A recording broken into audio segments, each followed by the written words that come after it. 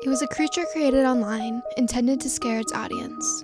A tall, thin, faceless man who is said to abduct children. To the rest of the world, he was a fictional character. To Morgan Geyser and Annie Weier, he was so much more than that.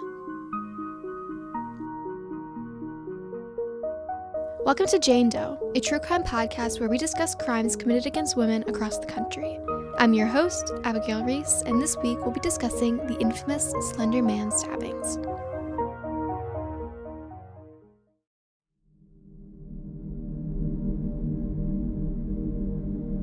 Peyton Lautner was known for being positive and hopeful, always willing to see the good in people. Those very characteristics was what brought her to Morgan Geyser. Known for being a loner, Peyton noticed that Morgan struggled to make friends. She would sit alone during lunch, and believing that no one should ever have to sit alone, Peyton quickly befriended Morgan. They bonded, having sleepovers and playing outside, all the normal things that kids do. Things quickly began to change for their friendship in the 6th grade, when Morgan started to become friends with Anissa Weier. Around that time, Morgan began to talk to Peyton about the mysterious figure known as Slender Man. Created in 2008 on the website Creepypasta, the monster was meant to scare readers with his tall form and missing face, with tendrils growing from its back. Morgan and Anissa were so obsessed with this figure that they longed to live in the Slender Man mansion, where the character lived with the children he abducted. The girls believed that to accomplish this, they needed to kill someone. Peyton always hated when the girls talked about Slender Man, as the topic scared her, but she went along with the conversations just for her friends. Peyton said that she even considered ending their friendship over it, but she stayed friends so Morgan didn't have to be alone. Morgan even guilted Peyton into staying. As Morgan's infatuation with Slender Man grew, so did her friendship with Anissa. They lived in the same apartment complex and even rode the bus together every day. Peyton never liked Anissa, only hanging out with her because of Morgan. She was always cruel to Peyton, as if she was jealous of her friendship with Morgan. Little did Peyton know that the friendship between Anissa and Morgan would quickly become a toxic one. On May 31st, 2014, Peyton and Anissa went to celebrate Morgan's 12th birthday. The trio spent the night skating at a local roller rink and eating frozen yogurt before going home to have a sleepover. Peyton immediately noticed something was off, as in all previous sleepovers, Morgan wanted to stay up all night because she was never allowed to do that at home. But that night, Morgan wanted to go to bed early.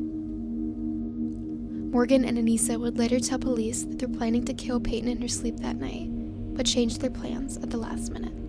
Morgan said that at her birthday party, while Bella was sleeping, we were gonna duct tape her mouth shut. The next day, the 3 girls ate donuts and went to a nearby park. Normally, Morgan wouldn't have been allowed to go off by herself. But because she was with friends and it was her birthday party, her mother agreed to let the 3 girls go on their own. Once in the park, the plan to kill Peyton changed once again. Anissa told investigators that she suggested they go for a walk in the woods to play hide and seek. Later in court, Anissa Weier would go on to describe the attack in her own words. Morgan and I decided that we would make an attempt to fulfill the plan at the park. This was around 10 o'clock, I believe. We went to the park. I didn't realize that it was actually going to happen until Morgan lifted up her waistband and showed me the handle of the knife.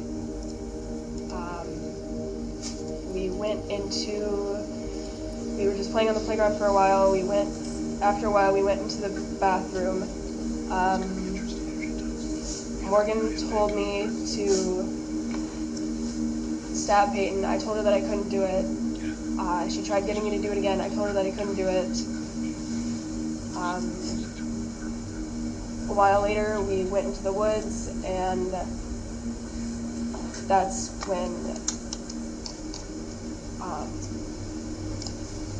when Morgan asked me whether or not she should do it, and I just wanted it to be over with, so I said, just go berserk, do what you have to do, and Peyton was then hurt. So how was she hurt? Morgan jumped on top of her and stabbed her repeatedly. Morgan and Anissa quickly fled the scene, leaving Peyton alone in the woods to die. Injured and bleeding, Peyton got up, grabbed trees for support, and began to walk. She made it to the end of Big Bend Road, lying down in a patch of grass. It wasn't long before a bicyclist found her and called 911. 911. What's the address of your emergency? Waukesha County, Lincoln. I'm transferring over a caller on Big Bend at the dead end just south of Rivera. Okay. Came upon a 12-year-old female. She appears to be stabbed. She appears to be what? Stabbed. Stabbed? Correct. Okay. Sir, you still there? Yes. Hi, sir. So, are you with this 12-year-old female? Yes. She said she's having trouble breathing. She said she was stabbed multiple times. Stabbed multiple times?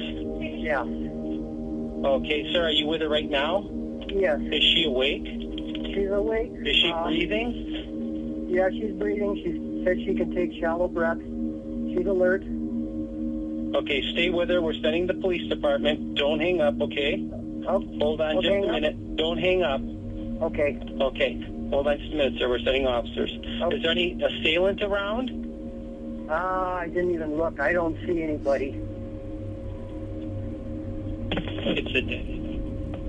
Okay, stay right with her, sir. Is she on the ground or is she standing up? No, she's laying on the grass.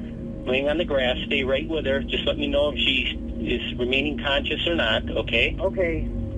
Is there any bleeding going on? Her clothing has got blood on it. Where are the wounds? Do you see where the wounds are? No, I don't know if I should be rolling her over and checking or not. Do you know where? Okay, just stay with her and just let me know if she's conscious or alert or stops breathing or anything. Hold on, I'm going to talk to the ambulance. Police are also en route. Okay, thank you. The police and EMTs quickly arrived, taking Peyton to the hospital and into emergency surgery. Many of the stab wounds had only damaged soft tissue, but 2 on her torso had hit major organs, damaging her liver, stomach, and heart. When she woke up, Peyton discovered that police had caught both Morgan and Anissa. She stated that she wasn't surprised by the fact that the 2 girls thought that killing her would appease the fictional character of Slender Man. The police had found Morgan and Anissa in the woods on a quest to find Slender Man now that their mission was complete. The questioning that followed is famously known for being one of the strangest. The girls' stories focused on blaming the act on the other and explaining their reasoning behind the attack. This is the audio from the interrogation of Anissa Weier. I said, okay, how will we do that? And she said, we have to kill Bella. And you feel as though in order to do this, you physically had to kill somebody? Yes. I was scared because, A, I would never see my family again. And B, I was kind of hopeful to prove that I wasn't crazy. And this is the interrogation of Morgan Geyser. Anissa told me we had to. Why? Because she said that he'd kill our family. Was Sweden? Did you stab her or did you who had the knife? Most of the time I did. I wanted to hurt people before, but they're not nice to me, so they deserve it. Police found piles of evidence against them in Morgan's room, including dozens of Slender Man drawings and Barbies destroyed with the Slender Man symbol. There was even a list of supplies the girls wrote down that included pepper spray, a map of the forest, camera, spray bottle, cheesecake, the will to live, and weapons. Morgan and Anissa were both charged in adult court with a first-degree attempted intentional homicide. Anissa ended up pleading guilty to a lesser charge and was found to be not guilty due to mental illness. Morgan pleaded guilty to the first-degree charges against her, but was later found not guilty because of schizophrenia and psychotic spectrum disorder. They were both sentenced to 25 to 40 years in a mental health institution. Since the attack, Peyton has gone on to heal and create a life of her own. In a recent interview with ABC News, Peyton explained what she would tell Morgan Geyser if she had the chance. Quote, I would probably initially thank her. I would say that because of what she did, I have the life I have now. I really, really like it and have a plan. I didn't have a plan when I was 12, and now I do because of everything I went through. End quote.